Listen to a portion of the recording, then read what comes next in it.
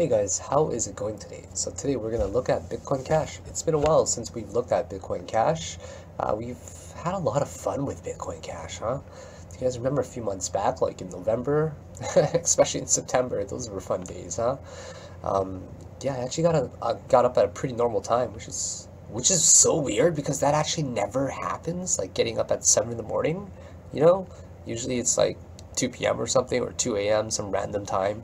Lately, I have been checking my phone a little bit too often in the middle of the night, which I probably shouldn't be doing but I can't stop thinking about trading, guys. Like, it's on my mind all the time. The best part of waking up, or just the best part of being away from the computer for a while and not having access to charts, is that when you go back there, you get to check up on everything. It's like, ooh, what did this happen? What happened to Bitcoin? What happened to Bitcoin Cash? What happened to IOTA, XRP, you know? That it's like, there's always that part of you, right? Despite how disciplined you are, and despite how good of a trader you are and how long you've been in the game for, if you checked on it later and something major did happen that you missed, there's always those few seconds where you're like, darn, right?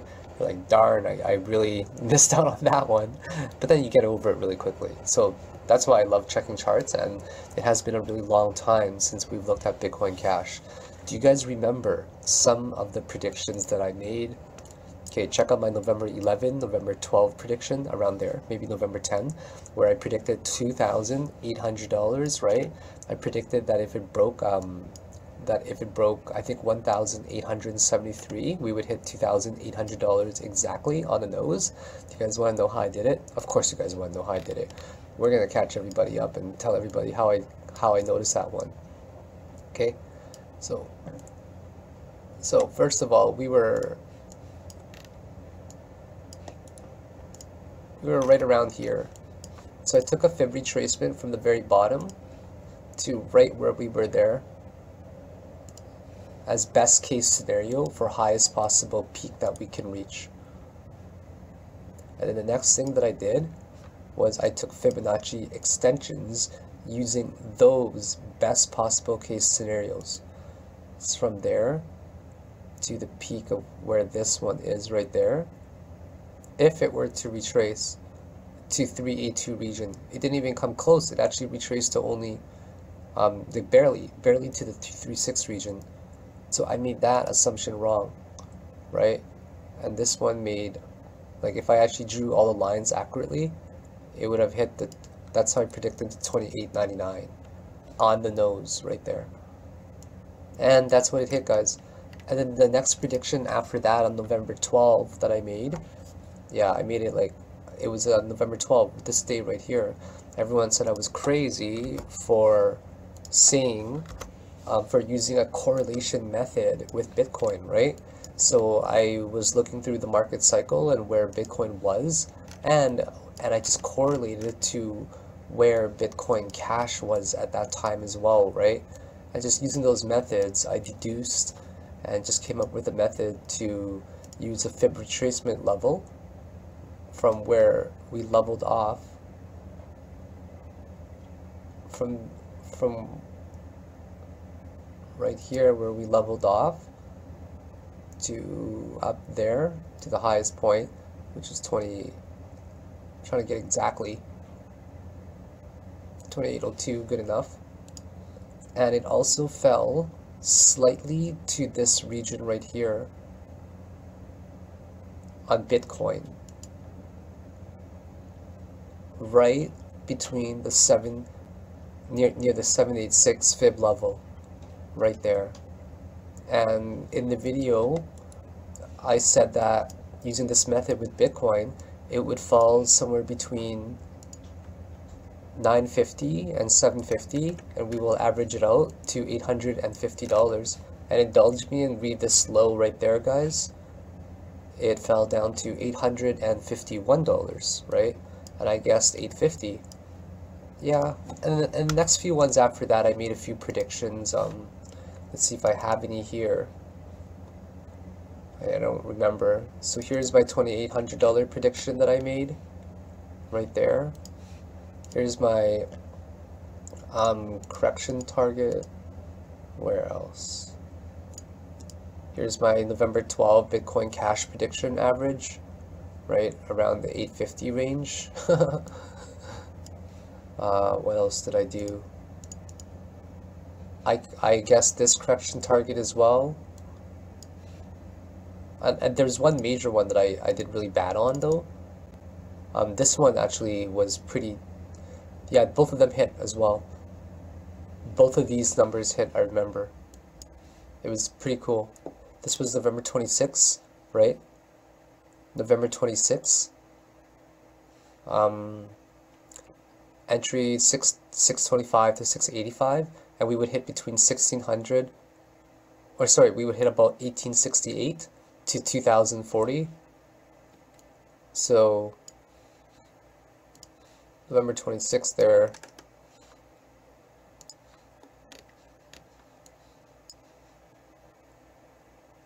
Yeah, we hit way more hard. Wait, no, that was last month. The right here, we hit 20. No, that's the wrong month again.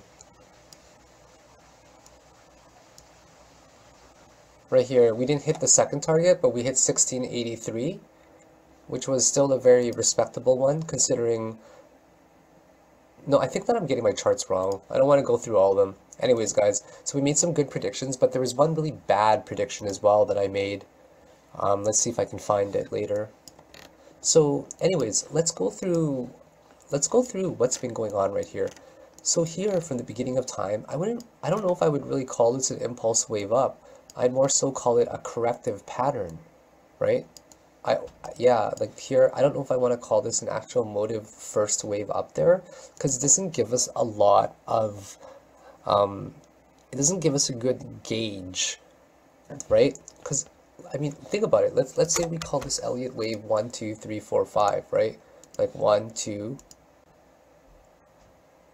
and we call this one 3. This one's acceptable. It only falls to it just by a small amount there. And by just basically a wick 4, and that's 5. Is this acceptable for a retracement? What do you guys think? I think that that is acceptable. So that is case 1, right? That we could be calling it right now.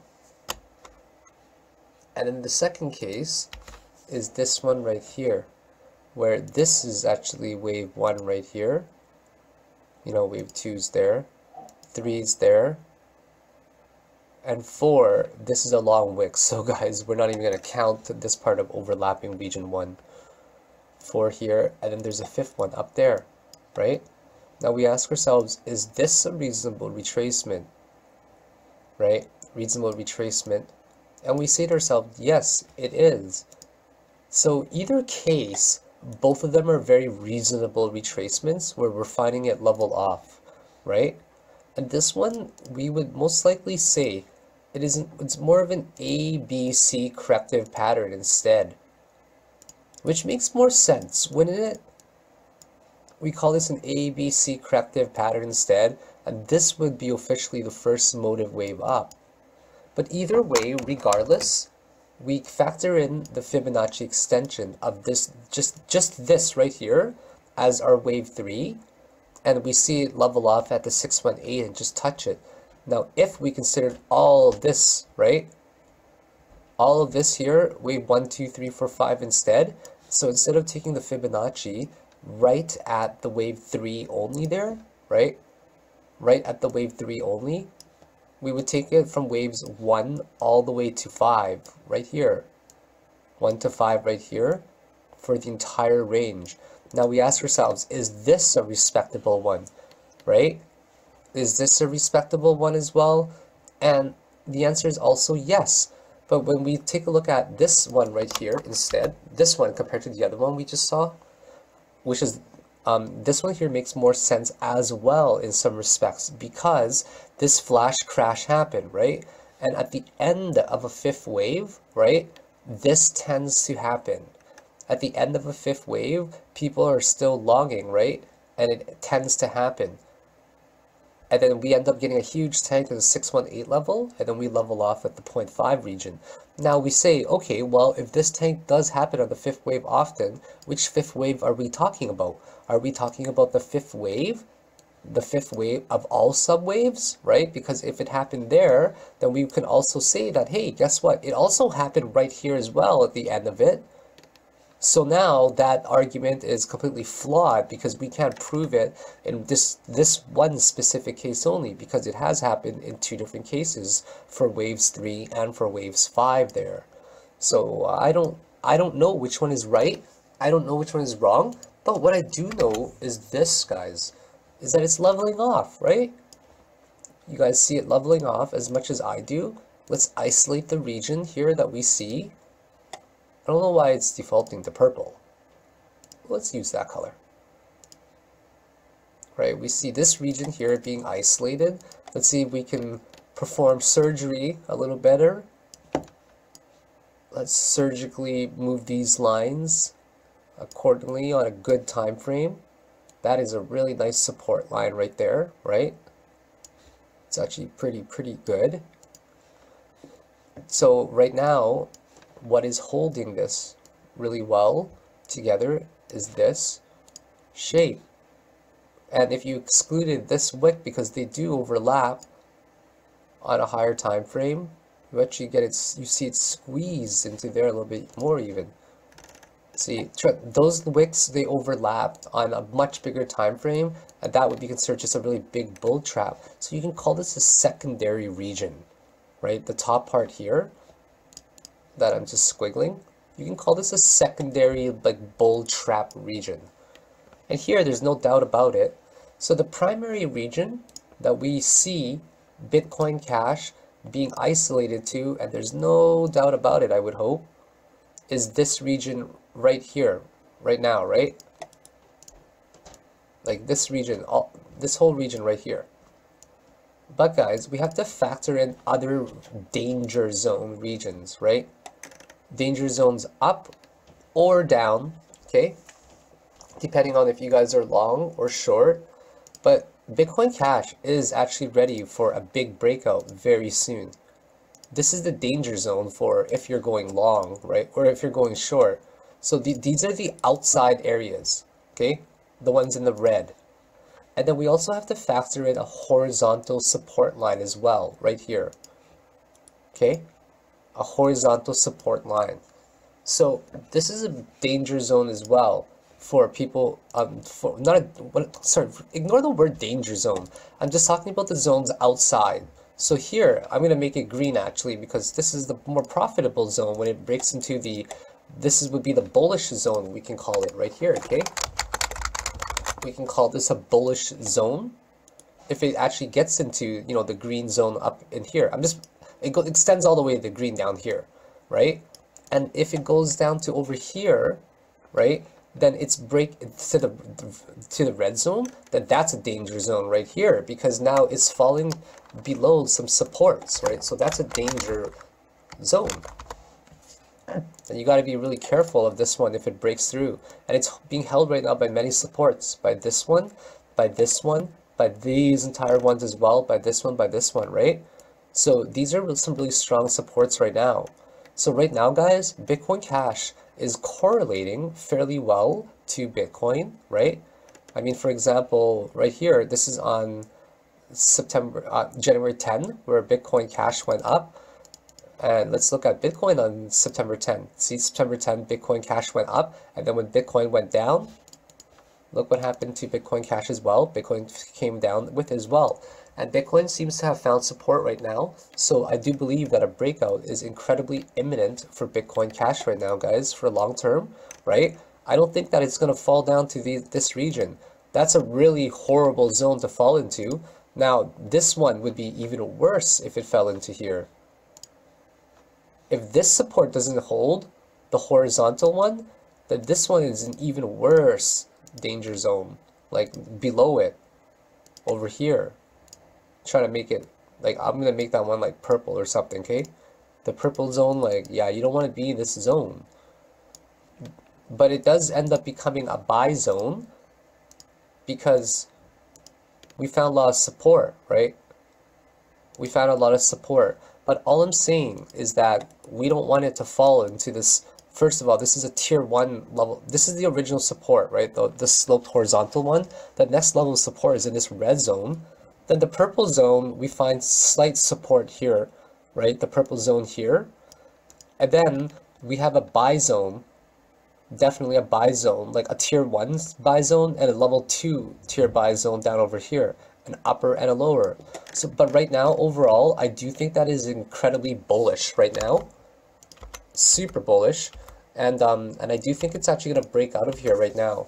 So if we look at it from an Elliott wave perspective, right, we're just seeing a massive consolidation in here, and you know, we don't know if it's really A, B, C, A, B, and C, and this is the start of an impulse wave up or not. But if we actually look here, we see 5 waves. This is actually A, B, C in here, right? We see this as wave 1, that's wave 3, 4, and 5 in here already. So this is indeed the very top that we reached, and we're now breaking out, consolidating. 1, 2, this is now 3, 4, and a huge extended 5th wave. We just want to verify that the wave 3 is actually shorter or longer. Yeah, perfect. Wave 3 is longer than wave 1. It's kind of a mirror right now. So this is actually looking really good where it broke out. So this wave 3 and wave 1 are about the same length. So that is indeed wave 5. And regardless of how we counted the original waves, that is 5 waves. This is consolidating right now. And we're going to look at the indicators, okay? We're finding support on the daily right now. And this looks like it wants to curve upwards, right? Not down.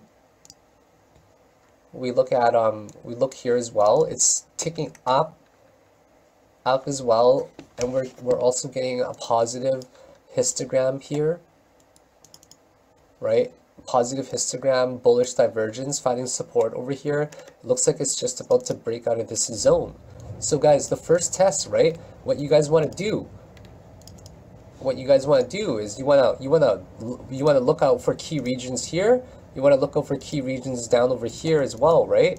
If you find a bounce down there, then you definitely want to play it. But I want to be clear right now that I think that it's actually going to go up, guys. This is on a 4-hour chart as well right now, and we can't help but see very bullish types of divergence on it, okay? And we also see bullish divergence on here. Right here, it's already upticking and starting positive histogram. This one came down a little bit, but now it's even higher, and it's actually parabolically moving upwards, starting to. As we move down the charts, we are now no longer seeing lower lows. We're seeing higher highs on here. It's also spiking up, right, by Brown's RSI rule as well. We're seeing it stay above the 40 zone now, which is the bullish zone, 40 and up, right? The bearish zone would be 60 all the way down to the 20s, and a neutral zone would be between 35 and 65, right? So, and the 1 minute chart, we're probably not getting into the very, very low regions anymore because the corrective phase is now done.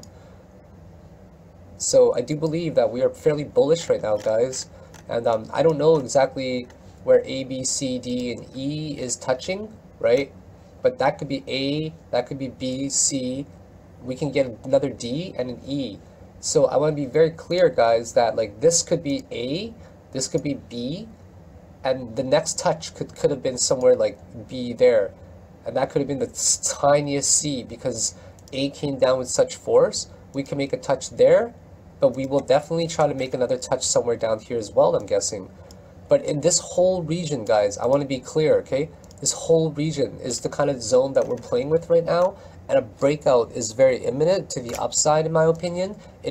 But it may not follow suit with Bitcoin, right? We've seen positive correlation thus far, but you know, a lot of the times they could negatively correlate. So you guys gotta make sure you're on top of that as well. Like we might break, who knows? It might break out and come down, guys. It might negatively correlate if Bitcoin finds support and it starts going upwards, right? But this whole region, guys, if you see it break out of this zone, first of all, this blue triangle right here, okay? That blue triangle, that's a great sign. And now what you guys want to make sure is if it breaks out of here in this range, always look at the price on this side when I say here, between like 2731 and 2800, right? You guys got to make sure you see it break this above red line as well. I'm going to make it red for resistance. this red line needs to be broken as well. So a key number to break, in my opinion, for us to see an uptrend, if we break about say 29.43, 29.50-ish, around that range, 29.50 almost to 3K, we're gonna sail up to 4K plus ranges. So those are some of the key triggers to be looking for.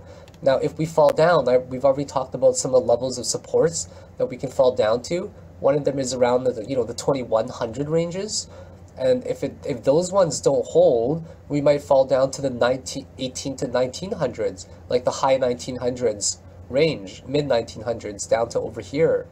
So yeah, so now I wanted to give you guys targets for long term. When we break out of there, guys, when we break out of there, let's assume that it goes up because we want to stay bullish, okay? We're going to assume many things based on Fibonacci. So first of all, we're going to assume that all of this was ABC, right? And we're going to assume that this is only wave 4 right here. Actually, this might even just, all of this right here might have been a consolidation phase as well, right? All of that might have been a consolidation phase. And for all we know as well, okay, that this is wave 1, this is wave 2, this is wave 3, and that's wave 4, and there's still a massive 5th wave. So we're going to use a bunch of different types of extrapolation methods to try to figure that out. So this was wave 1, and that's 2, right? We're going to try to figure out targets from here, just using this specific one only, to about the 851 range right here. So we already hit a one-to-one extension, right, for that wave.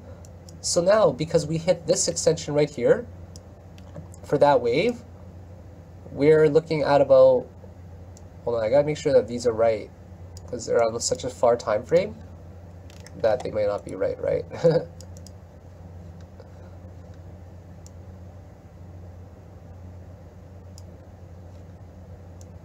Okay, that's good enough. I want it to be 851-ish. It's good enough. Okay, so we hit our one-to-one target extension right there, which was awesome. So wicked, actually, that it hit it. And then the next one that we're going to be looking at could possibly be, I would just shoot for right here. Next target is about $4,900 as the first target. That seems to make a lot of sense, doesn't it? So what I'm doing, guys, is I'm taking this first original wave, okay?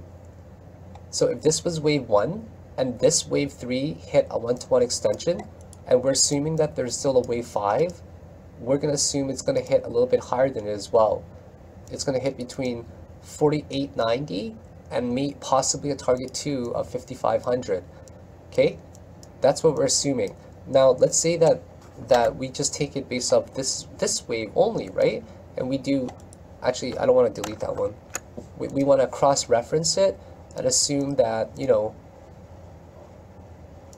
assume that that's wave whatever. We'll take the average of this flash crash, we'll call it, because we don't want to discount it, so we take the middle of it.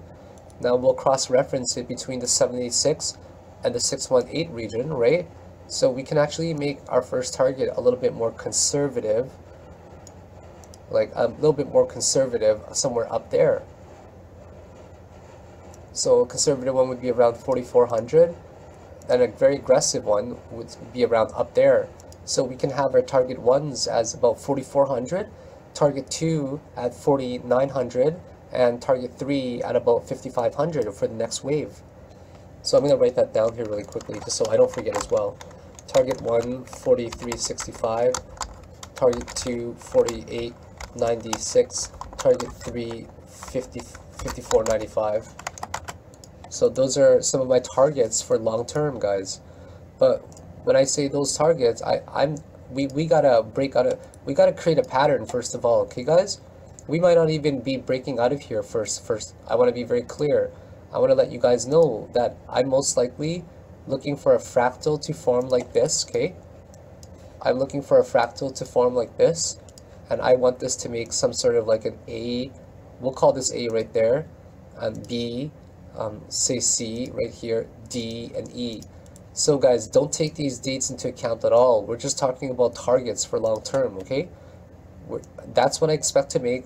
I expect this to consolidate just like Bitcoin does, okay? And I'm going to show you guys what Bitcoin has done already. But if I'm wrong and it has done it already, then it's likely to hit those targets when these breakouts come out. But if it hasn't and it's still on its way to doing it, then we just got to wait. So these targets, guys, are for long term. Target 1, 43.65, target 2, 48.96, and target 3, 54.95. Do you guys remember my other video where I said the correction target was done and what this one would hit right here? I predicted the range of that one, not the best, but I just did Fibonacci extension 1-to-1, just like that. And I said it would be a target between $3,300 and $4,500. I took the middle of here. It didn't hit 4,500 at all, right? But I took the range of the 3,300 to 4,500 just from those extensions. So now we're just saying again, guys, that if this one hit this range here, we're just going to assume that I can hit some of the ones up there as well, right? So we're just going to say, like, hold on, what were they again? I deleted it. Do you guys remember it? There we go, right there. So that is my thought for Bitcoin Cash. It is still in a consolidation phase, but it looks like it's very primed to break out, guys. You have to watch out for this triangle that's forming in there that I drew for you earlier, okay? Watch out for that triangle, and when it breaks out for it, that is what you're going to be looking for. See, right now it's actually upticking already. So you guys have to watch for this region right around the 26, this one right there, 2960, 2300. When these break, it's basically going to be a free rise all the way to my targets that I specified earlier there. And 4,300 is definitely going to be a big target, right? What was this one here? What did it reach? 4,100.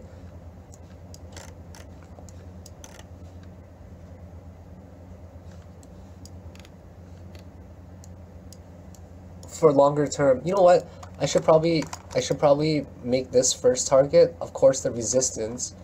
So 4104. Nah, I'm not going to. I decided on my targets. They're not arbitrary. They're based on fib extensions, and I'm just gonna go through it again really quickly so you guys understand. We took an average range, right, using this fib extension right here, and also this one right here between the 1618 region of this original wave right there, assuming that this one hit slightly higher than the 1-to-1 ratio, that this one hit slightly higher than the 168 ratio as well. And we also did just a Fibonacci extension, right, of this specific wave only, and also using an average of the flash crash right here, where we took a minimum range of the 786 to the 100 region. And these regions right here, they cross over each other, and because of that, that is the average range that we're going to be using, and that's how these targets are scientifically derived, okay guys? So it's not just out of thin air, all right? It definitely has a lot of science behind it, okay? So this here, guys, might have done the A, B, C, D, E correction already, right? And it's like attempting to break out of it. So you guys really got to watch out for this coin. Like, this is a hot coin, guys. Like, I don't care about the fundamentals behind it at all, okay? It doesn't matter to me. I didn't even know what was going on really around here, but I still predicted a lot of it. All that matters to me are numbers. So the first one, guys, is the 43 right here range, right? 43.65. I might have moved it a little bit. Yeah, no, target 2 is this 1618, just the bare minimum of it, of the first original wave there. And then target 3 is on the high side, right? We're just going to take slightly higher than it, which I don't think will hit, to be honest. I don't think it's going to hit it, guys. I'm going to change my mind. Nah, I'm going to stay with it. 54.95. Yeah, those are my targets. Okay, guys, if you guys enjoyed my video, there's also a blog version of this on steemit. Definitely give it a shot if you don't want to watch these long videos, and I would really appreciate an upvote. I hope I've earned the right to ask that for your consideration. And if you guys if you guys like the video, you guys can share, you guys can subscribe, you can follow me on Twitter. I post a lot of good things on there as well that tries to tries to call out signs of things like oversold or overbought, so we can, it's just more eyes in the field, right? And if you have more eyes in the field there, you can the goal is to monitor as many coins as you can, right?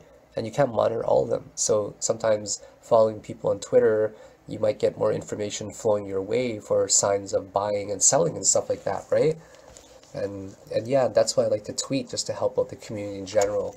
And if you guys especially love the video, you guys know my dog Luna. She's got her own cryptocurrency piggy bank, which you're absolutely welcome to donate to if you feel I'm doing something good for the community. But don't ever feel obligated, okay? I don't need the donations at all. I'm cool. Most of it just goes towards Luna anyways, and she spends it all on tequila and vodka. And it's a pretty bad problem that she's having, I shouldn't be joking about stuff like this, but she's a dog, she shouldn't be drinking alcohol. I don't know any other dogs that has a drinking problem like Luna. I mean, she has no friends because of that reason. I mean, she can't relate to anybody. First thing that she says to anybody is scale of 1 to 20, how drunk doggy are you? And then yeah, so she needs to get out a little bit more. She's kind of like her daddy, but it's okay. Anyways, if you guys want to contribute to that fund, to contribute to Luna's cause, you're welcome to. Have yourselves a great night, guys, and thank you for watching. So don't forget about these targets, and don't forget, guys, this is a breakout that's happening very imminently. Look at it, it's consolidating right here.